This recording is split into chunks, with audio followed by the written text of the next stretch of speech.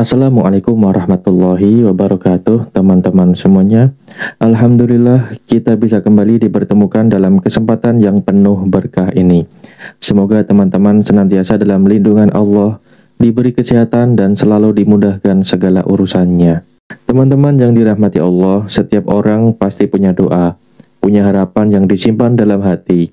Ada yang berdoa agar rezekinya dilapangkan, ada yang memohon kesembuhan dari sakit, ada yang meminta jodoh terbaik, dan ada pula yang memohon kesempatan untuk berangkat ke tanah suci, menunaikan ibadah umroh ataupun haji.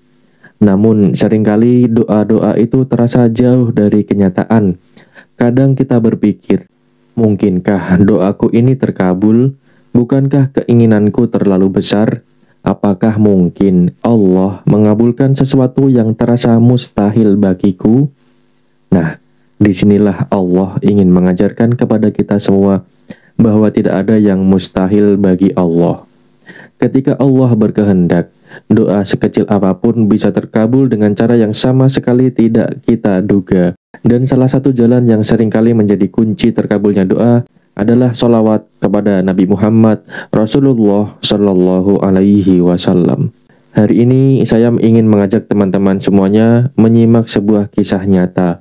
Kisah seorang wanita sederhana yang dengan ketulusan hatinya memperbanyak sholawat.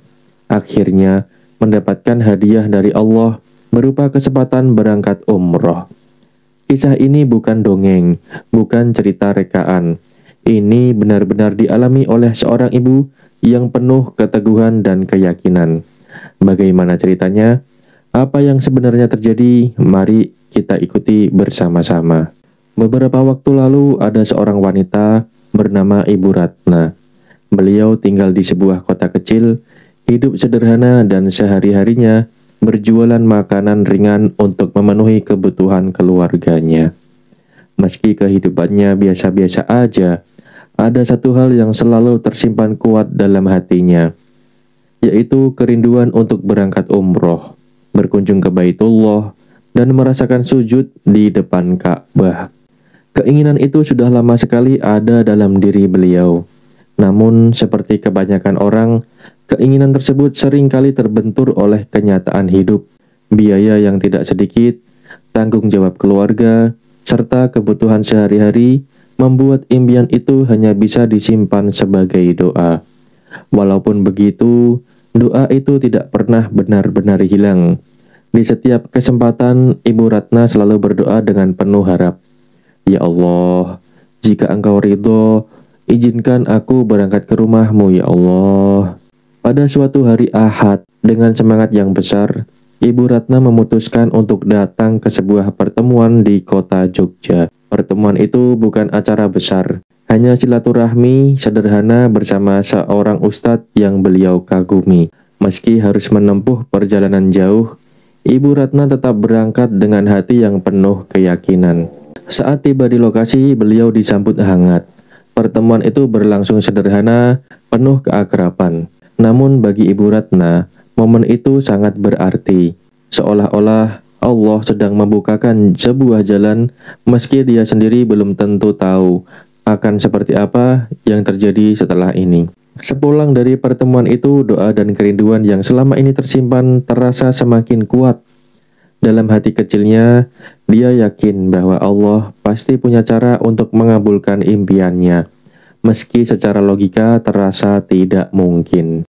Sejak lama, Ibu Ratna memiliki sebuah cita-cita yang sangat mulia. Ia ingin sekali bisa berangkat umroh. Baginya, melihat Ka'bah dengan mata kepala sendiri, merasakan suasana Masjidil Haram, dan beribadah langsung di tanah suci adalah impian terbesar dalam hidupnya. Namun setiap kali keinginan itu muncul, selalu ada dinding besar yang menghalangi, yaitu masalah biaya. Kita semua tahu, berangkat ke tanah suci membutuhkan biaya yang tidak sedikit. Bagi seorang wanita sederhana seperti Ibu Ratna, angka itu terasa mustahil untuk dijangkau. Pernah suatu kali, beliau berkata kepada keluarganya, "Kalau nanti ada bagian warisan, aku ingin sekali menggunakannya untuk umroh." Tapi warisan itu pun tidak kunjung datang. Waktu terus berjalan, tahun berganti, dan impian itu tetap saja berada di tempat yang sama, hanya tersimpan di dalam hati, menunggu saatnya diwujudkan. Meskipun begitu, Ibu Ratna tidak pernah berhenti berharap. Setiap kali dia selesai sholat, beliau selalu berdoa agar Allah membuka jalan. Dalam setiap zikirnya, lisannya tidak lepas dari salawat kepada Rasulullah Shallallahu Alaihi Wasallam. Ia yakin, salawat bukan hanya membuat hati tenang, tetapi juga menjadi perantara turunnya rahmat Allah. Mungkin bagi manusia, cita-cita itu terlalu besar, tapi bagi Allah, tidak ada yang mustahil. Dan inilah titik di mana cerita ini semakin menarik. Sebab doa yang selama ini hanya tersimpan di dalam hati Ibu Ratna, ternyata segera mendapat jawaban dengan cara yang tidak pernah dia bayangkan sebelumnya. Setelah pertemuan di Jogja itu selesai, Ibu Ratna pulang dengan hati yang penuh harapan. Di dalam mobil sederhana yang membawanya kembali ke rumah, dia tidak membiarkan bibirnya terdiam. Sepanjang perjalanan, dia terus melantunkan sholawat kepada Nabi Muhammad Shallallahu Alaihi Wasallam berulang-ulang dengan suara lirih namun penuh keyakinan. Setiap lantunan sholawat yang keluar dari lisannya terasa begitu tulus, seolah-olah dia sedang menumpahkan seluruh isi hatinya kepada Allah. Sesekali dia berbisik berdoa, "Ya Allah, jika Engkau ridho, izinkan aku bisa berangkat ke tanah suci-Mu ya Allah. Aku tahu Engkau Maha Kuasa dan tidak ada yang mustahil bagi-Mu ya Allah." Perjalanan pulang itu bukan sekedar jarak dari satu kota ke kota lain. Itu adalah perjalanan spiritual, di mana Ibu Ratna menguatkan dirinya sendiri dengan sholawat dan doa. Hatinya semakin yakin, meski secara logika dia sama sekali tidak tahu dari mana biaya umroh itu akan datang. Bayangin aja, seorang wanita sederhana duduk di kursi mobil dengan pikiran bercampur aduk antara pasrah dan penuh harapan. Tetapi di saat yang sama, dia juga merasakan ketenangan yang luar biasa. Seakan-akan sholawat yang terus dia baca menjadi penopang semangatnya. Nah, teman-teman semuanya, disinilah letak kekuatan sholawat. Saat hati sedang gundah, saat doa terasa jauh, sholawat mampu menghadirkan rasa yang damai. Dan ketika seseorang bersolawat dengan tulus, Allah pun membuka jalan dengan cara yang kadang di luar nalar manusia. Ibu Ratna belum tahu apa yang akan terjadi setelah hari itu. Namun, keyakinannya bahwa Allah Maha Mendengar membuat langkahnya terasa lebih ringan. Dia tidak pernah menyangka, hanya beberapa hari setelah itu, sebuah kejadian luar biasa akan mengubah hidupnya. Beberapa hari setelah kepulangannya dari Jogja, sebuah kejadian tak terduga benar-benar terjadi. Saat itu, Ibu Ratna sedang berada di rumahnya, menjalani hari seperti biasa. Tidak ada firasat apa-apa, tidak ada kabar yang datang sebelumnya. Tiba-tiba pintu rumahnya diketuk. Ketika dibuka, ternyata yang datang adalah kakak kandungnya, kakak tertua dalam keluarganya. Tanpa memberitahu, tanpa rencana, kakaknya datang begitu saja. Wajahnya tampak tenang, namun ucapan yang keluar dari bibirnya membuat Ibu Ratna terdiam tak berkutik. Sang kakak berkata seperti ini, "Ratna, aku dengar kamu pengen sekali berangkat umroh ya. Ini uang buatmu. Anggap aja ini rezekimu. Gunakanlah untuk mendaftarkan diri, jangan ditunda lagi." Sekejap, suasana hening. Ibu Ratna tidak mampu menahan air matanya. Tubuhnya bergetar. Hatinya campur aduk antara kaget, bahagia, dan terharu. Bagaimana mungkin doa yang selama ini terasa mustahil, kini Allah jawab dengan cara yang begitu cepat dan indah. Bukan hanya sekedar memberi uang, kakaknya bahkan langsung membantu proses pendaftaran. Dia mendesak agar semuanya segera diurus, agar tidak ada lagi keraguan. Saat itu juga, impian bertahun-tahun yang hanya tersimpan di hati, di doa, berubah menjadi kenyataan. Nah, teman-teman, bayangkan perasaan Ibu Ratna pada saat itu. Dari seorang wanita sederhana yang hanya bisa berharap, kini dia benar-benar berada di ambang keberangkatan ke Tanah Suci. Semua terjadi begitu saja tanpa perencanaan, tanpa diduga. Inilah yang disebut sebagai keajaiban dari Allah Subhanahu wa Ta'ala. Subhanallah, siapa sangka hanya dengan doa yang tulus dan lantunan sholawat yang sederhana, Allah menjawab dengan cara yang begitu luar biasa. Sejak hari itu, hidup Ibu Ratna berubah begitu cepat. Uang yang diberikan kakaknya langsung dia gunakan untuk mendaftar perjalanan umroh.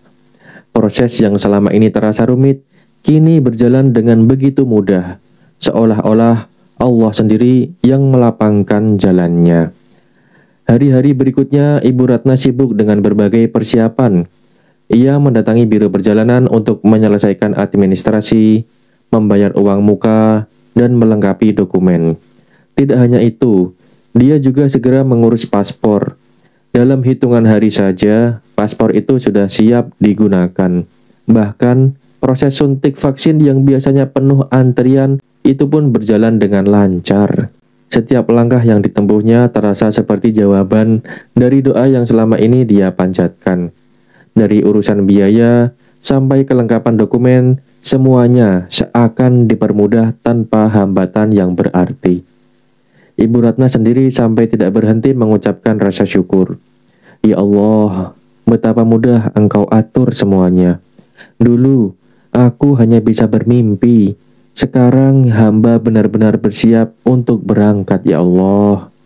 Jadwal keberangkatan pun akhirnya ditentukan. Insya Allah pada bulan Januari mendatang, Ibu Ratna akan berangkat ke Tanah Suci. Mendengar kabar itu, hatinya dipenuhi rasa haru sekaligus bahagia. Seluruh proses yang sebelumnya mustahil, kini menjadi nyata hanya dalam waktu yang singkat. Nah teman-teman, dari sini kita bisa melihat bahwa ketika Allah sudah berkehendak, tidak ada yang bisa menghalangi. Apa yang dulunya terasa sulit, dalam sekejap bisa berubah menjadi sangat mudah. Ibu Ratna pun semakin yakin bahwa kunci dari semua ini adalah ketulusan hatinya dalam memperbanyak sholawat, serta kepercayaannya bahwa Allah selalu mendengar doa hamba-hambanya. Dari kisah Ibu Ratna kita belajar satu hal penting. Tidak ada doa yang sia-sia. Apa yang tampak mustahil bagi manusia, sangat mungkin bagi Allah.